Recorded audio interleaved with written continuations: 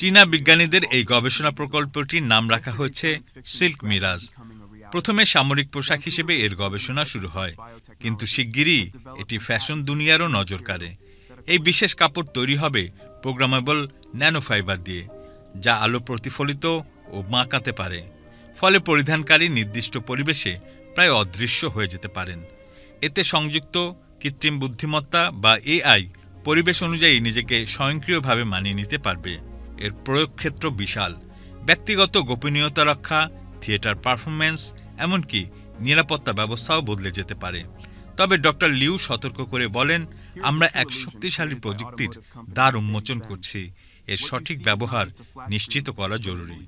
যদিও এটি বাজারে আসতে বেশ কয়েক বছর সময় লাগবে, তবে চীনের এই অদৃশ্য পোশাক প্রকল্প পরিধানযোগ্য প্রযুক্তি এবং টেক্সটাইল ইঞ্জিনিয়ারিংয়ের এক যুগান্তকারী পদক্ষেপ।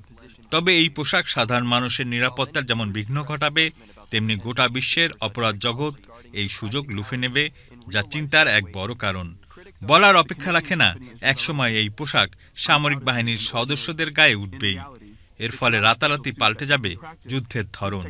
অদৃশ্য মানুষের সাথে যুদ্ধ কল্পনা করা যায়, কিন্তু এই কল্পনা বাস্তবের খুব কাছাকাছি।